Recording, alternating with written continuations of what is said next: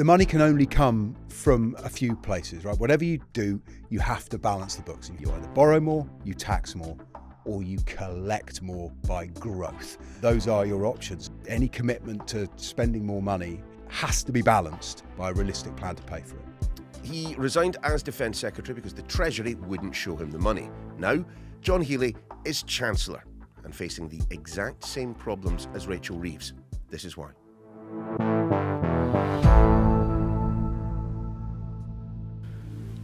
At this dangerous time, I see the current defence investment plans falling well short of what is required. And when allies are looking for British leadership, we must not fall behind. Our adversaries don't follow timetables set by the Treasury. That was John Healey delivering his resignation statement to the Commons last month. He resigned as Defence Secretary because the government, well, very specifically the Treasury under Rachel Reeves, wouldn't give him the money he felt was necessary to fund our armed forces. He even went so far as to describe the Treasury as a dead hand on dynamic government. Now, in one of Westminster's most delicious reversals, John Healey is Chancellor, and it's now his job to find all the cash required to pay for all the things his boss is announcing. So, just how powerful really is the person who occupies number 11? What can actually be done to sort out the nation's finances? And just how long will it be before we see John Healey under fire at the dispatch box? Paul Kelso is Sky's business correspondent.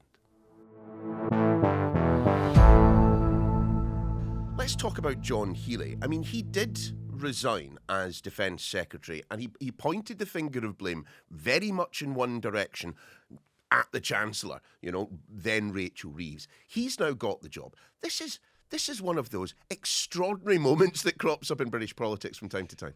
Yes, we get used to a world in which we think we know everything before it happens, and absolutely with this one, we did not. Well, in fact, 24 hours before he was appointed, it was written with certainty in some outlets that Shabana Mahmood was going to be the Chancellor, having beaten off competition from Ed Miliband, a man who apparently was going to spook the markets. Yvette Cooper was the safe pair of hands. Well, none of them have got the job, and now John Healey has portrayed as exactly that, a safe pair of hands. But it's irresistible, isn't it, this narrative? The man who probably did more than anyone to finally tip Keir Starmer over the edge by resigning as Defence Secretary, an ultra-loyal minister throughout his time in government on the Labour front bench, made his resignation more powerful.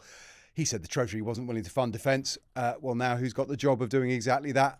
John Healey. What was his problem with Rachel Reeves and the Treasury? I mean, did he genuinely believe that the money existed? It was just that the Treasury was making the wrong choices? The heart of his problem was that he didn't think the Treasury was taking Britain's national security seriously enough, which was what made it such a grave issue and made his statement so powerful. He believes that, frankly, the facts have changed around defence. We have for decades enjoyed the peace dividend with falling threat around the world to the UK. We've spent the money we've saved on warfare or spending it on various kinds of welfare and improving public services. That has changed because the war in Ukraine and rising insecurity around the world. The UK is committed to increase its defence spending by 2030 to 3% of GDP. That is a big rise. There's another 0.5% to come on top of that, and he thought the Treasury was effectively foot dragging over this. Rachel Reeves' approach was to try and salami slice other departmental budgets, get other departments to cut a bit of their spending to produce the money that defence needed. It took a very, very long time. It was late in being committed and ultimately only happened after Healey resigned. The deadly quote that he used in his statement was his resignation: the Treasury is unwilling to commit the resources that the nation needs to defend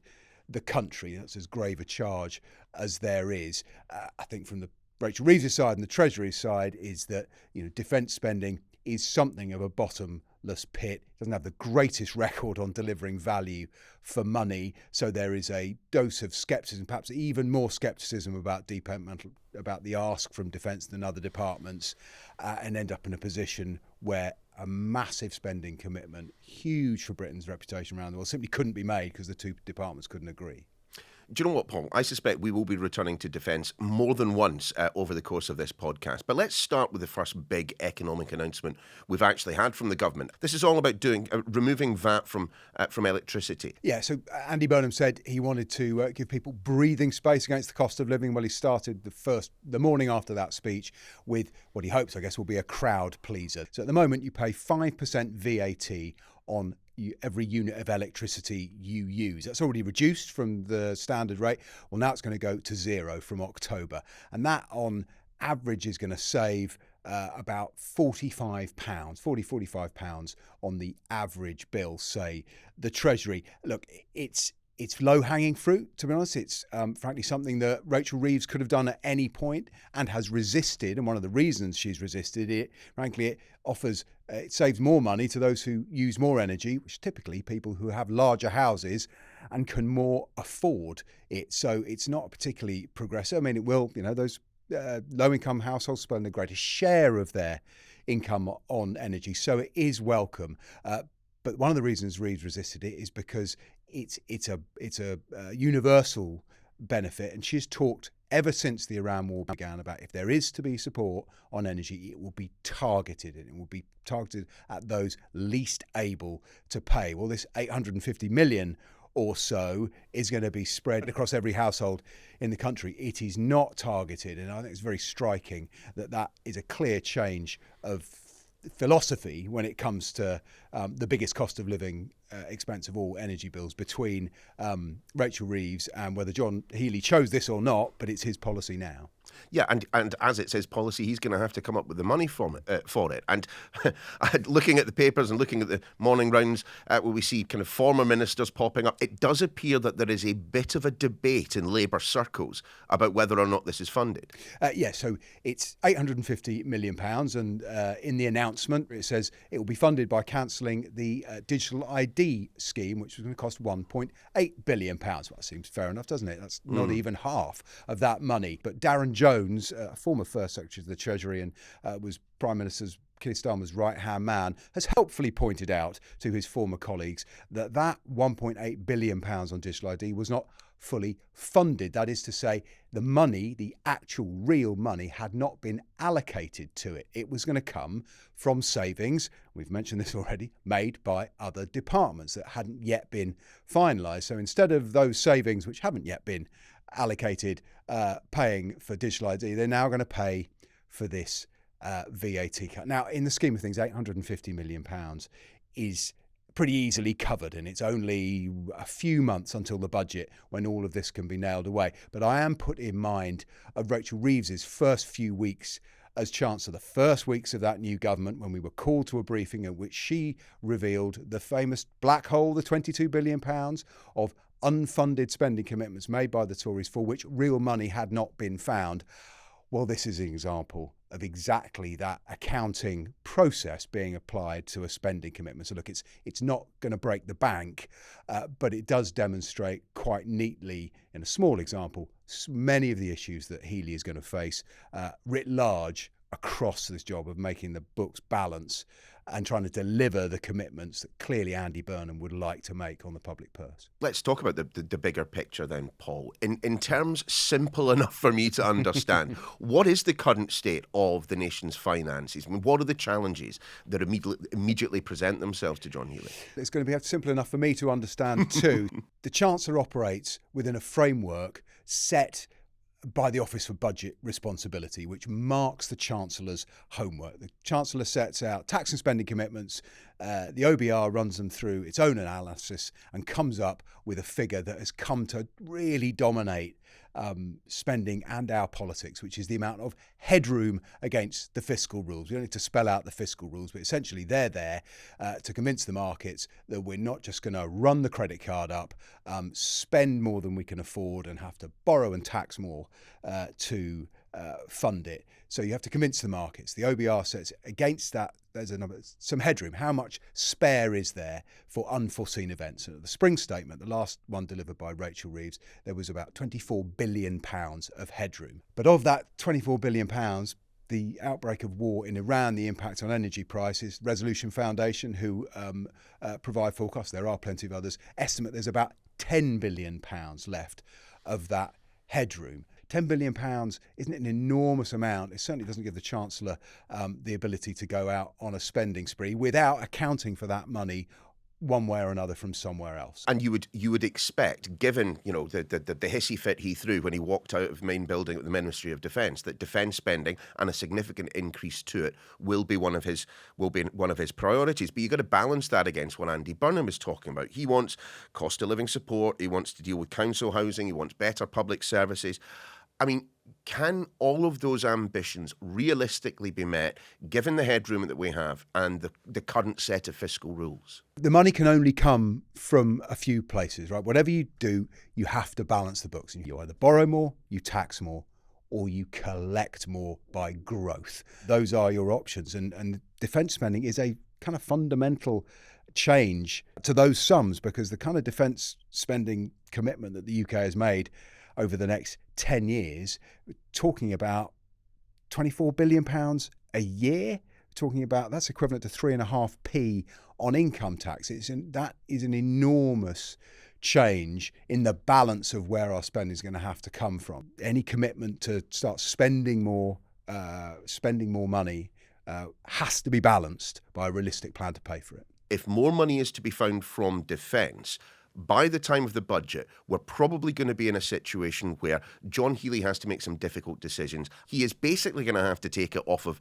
another government department, isn't he? Yeah. One suspects he will end up exactly where Rachel Reeves was when he was sitting on the other side of the table, which is having to make spending cuts elsewhere, and very possibly not just for defence. If he's going to start nationalising industries, well, that costs money too. The one budget that everyone looks at, because spending cuts is the other way you do this if you don't want to go back for more taxes yet again, is the welfare budget, and it has grown. But it is also true that cutting the welfare budget is incredibly difficult because you have to make tough choices. And the truth is, I don't think I can think of a government that came to power not wanting to cut the welfare budget. Everybody wants to spend less on welfare because you want your citizenry to be healthy and able to work, generating tax revenues and prospering. But it's there as a safety net. Now, how secure that net should be, I guess how wide that net should be, whether more people should be able to fall through the gaps and stand on their own 2 feet, that's what this argument comes down to. And for a Labour government, it's really, really difficult. But then there are plenty. So the clue's in the name. It is a Labour government. It's the party of work.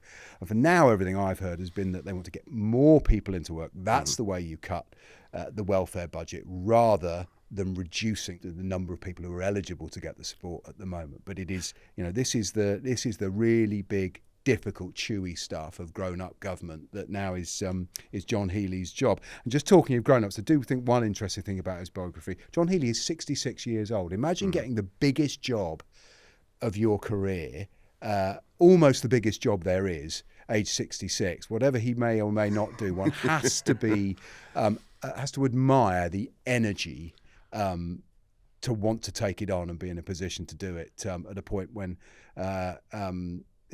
he's getting close to retirement. Although one of the things he might have to do is bump up the retirement age. I was about to say. To make the books add up. So perhaps he's just going to keep going till 68. Are we, we the journalists, we the British public, are we a bit harsh on our chancellors then? I mean, think about the things that they cannot do. They don't control interest rates. That's the Bank of England. Global energy prices set by the market.